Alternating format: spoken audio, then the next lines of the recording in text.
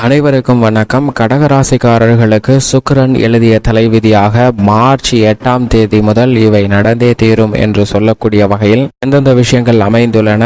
அஷ்டமஸ்தானத்தில் நுழையக்கூடிய சுக்கிரன் அஷ்டமஸ்தானத்தை விட்டு விலகி பாக்கியஸ்தானத்தில் உச்சம் பெற போகிறாருங்க. எனவே இந்த தருணத்தில் அஷ்டமத்தில் நுழைந்தாலும் அஷ்டமாதிபதியாக இருக்கக்கூடிய அவரது நட்பு கிரகமான சனியுடன் இணைந்து சஞ்சரிப்பதோடு மட்டுமல்லாது ராசியின் அதிபதியான சந்திரன் மற்றும் சூரியனோடு இணைந்து சஞ்சரிக்க போகிறாருங்க. எனவே இந்த தருணம் கடகராசிக்காரர்களுக்கு அஷ்டமஸ்தானமாக இருந்தாலும் கூட சில பாதிப்புகள் விலகி நன்மை நிறைந்த ஒரு தருணமாக அமைவதற்கான யோகம் நிச்சயமாக உண்டு. இருந்தாலும் கூட சற்று விழிப்புணர்வுடன் செயல்பட வேண்டும். ஏனென்றால் சுகாதிபதியும் ஆபாதிபதியுமாக இருக்கிறாருங்க சுக்கிரன். சுகஸ்தானத்திற்கும் 11ஆம் இடத்திற்கும் அதிபதியாக இருக்கக்கூடிய சுக்கிரன் அஷ்டமத்தில் மறைவது சற்று சாதகமற்ற அமைப்பாக பார்க்கப்பட்டாலும் சப்தம பார்வையை குடும்பஸ்தானத்தில் செலுத்துவதால் குடும்ப ரீதியாக எழக்கூடிய சுப நிகழ்வுகள்ல எந்த விதமான தடையும் இல்லை. கொடுக்கல் வாங்கல் உள்ளிட்ட பணிகளில் ஏற்படக்கூடிய சிரமங்களும் நிச்சயமாக விலகக்கூடிய ஒரு தருணமாக கடகராசிக்காரர்களுக்கு அமையும் என்பதை சுக்கிரன் உறுதிப்படுத்துகிறார்.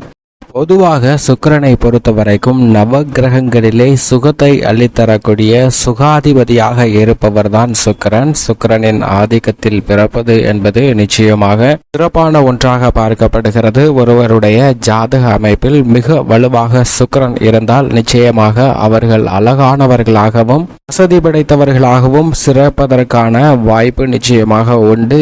ஏழ்மையில் பிறந்தாலும் தங்களுடைய வாழ்வை செல்வ செழிப்பு வசதிகரமாக மாற்றிக்கொள்வதற்கான யோகம் நிச்சயமாக சுக்கிரனின் ஆதிக்கத்தில் பிறந்தவர்களுக்கு தான் உண்டு என்பதை தெளிவாக உறுதிப்படுத்துபவர் சுக்கிரன். அது மட்டுமல்லாது ஆடை ஆபரண சேர்க்கை, அசையும் அசையா சொத்துக்கள் போன்ற அனைத்தையும் வாங்குவதற்கான அதிர்ஷ்ட யோக வாய்ப்புகளை நிச்சயமாக உருவாக்கி கொடுக்கிறாருங்க. உங்களுடைய வாழ்வில் எதுவுமே இல்லை என்றாலும் தங்களால் வருமானத்தை உருவாக்க முடியும். தங்களுடைய செல்வ செழிப்பை தாங்களே சேர்த்து வைப்பதற்கான யோகத்தை கொடுப்பவர் நிச்சயமாக சுக்கிரன் மட்டும்தான். ஏனென்றால் உறவுகளால் ஏமாற்றப்பட்டாலோ அல்லது நண்பர்கள் சில சூழ்ச்சிகளால் தங்களிடம் இருந்த அனைத்துமே போய்விட்டு பூஜ்ஜியம் என்ற நிலையில் இருந்தாலும் கூட சுக்கிரனின் ஆதிக்கமும் சுக்கிரனின் வலுவும் அவர்களிடம் இருந்தால் நிச்சயமாக அவர்கள்தான் ஹீரோ என்று சொல்லக்கூடிய வகையில் உங்களுடைய செயல்பாடுகளை வளர்ச்சியை நோக்கி சிந்திக்கக்கூடிய சிறந்த நபர்களாக இருப்பனர். அது மட்டுமல்லாது ஆடம்பர வாழ்க்கையை உருவாக்கி கொள்ளக்கூடிய ஆற்றல் பெற்றவர்களாகவும் இருக்கின்றனர். ஏனென்றால் நவ கிரகங்களிலே சுகத்தை அள்ளித்தரக்கூடிய தன்னிகரற்றவராக இருப்பவர் சுக்கிரன் மட்டும்தான்.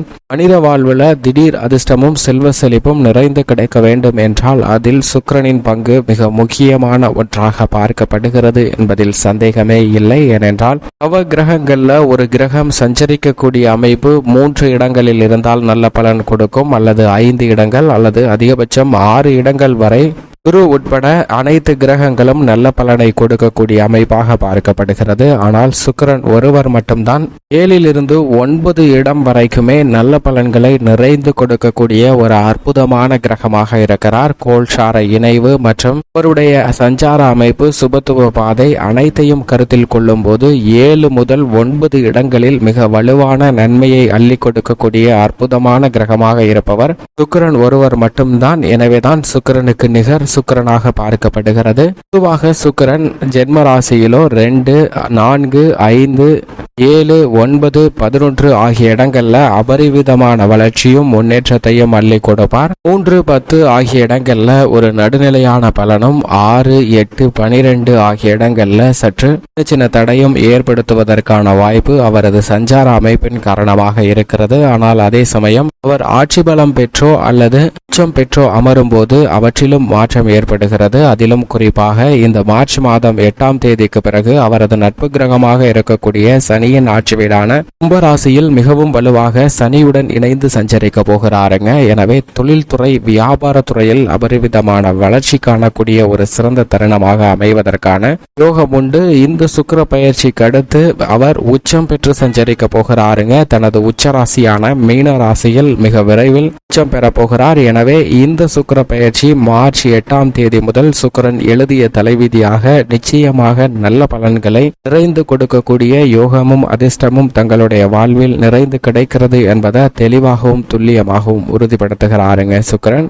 காரணமாக ஒரு நபர் இருக்கிறார், அவர் செல்வ செழிப்பில் மிகுந்து பிறந்தவராக இருக்கிறாருங்க. அப்படிப்பட்டவர் தன்னுடைய உறவுகளாலே ஏமாற்றப்பட்டு தன்னுடைய சொத்துக்களை இழக்க வேண்டிய ஒரு சூழ்நிலை ஏற்படுகிறது. அது மட்டுமல்லாது அலுவலகம் சார்ந்த பணிகள்ல நயவஞ்சகமாக மற்றவர்களின் நட்பு வட்டார சூழ்ச்சிகள் அவர்களை தோற்கடிக்கக்கூடிய ஒன்றாக பார்க்கப்படுகிறது. அவர்களுடன் இருந்தவர்களே அவர்களுக்கு விரோதியாக மாறக்கூடிய ஒரு தருணமாகவும் பார்க்கப்பட்டு அனைத்து விதமான செல்வ செழிப்பு, ஆடம்பர வாழ்க்கை, வசதி வாய்ப்பை போன்றவற்றை இழந்து தன்னுடைய வாழ்வே சூனியமாகிவிட்டது என்று நினைத்த ஒருவருக்கு நவ கிரகங்கள்ல சுக்கிரன் மற்றும் மிக அதீதமான பலத்துடன் சஞ்சரிப்பதால் திடீர் யோகங்களையும் அதிர்ஷ்டங்களையும் அவரே கனவில் எதிர்பாராத வகையில் மிக சிறப்பான மாற்றத்தை ஏற்படுத்தி அனைத்தையும் தன்னாலேயே மீண்டும் சம்பாதித்துக் கொள்ளக்கூடிய யோகத்தை பெறக்கூடிய வாய்ப்பை வலுவாக ஏற்படுத்தி கொடுக்கிறாருங்க. அந்த நபர் அத்தனையும் இழந்தாலும் தன்னுடைய தன்னம்பிக்கையை மட்டும் இழக்காமல் தன்னிடம் இருக்கக்கூடிய திறமையை வெளிப்படுத்துவதற்காக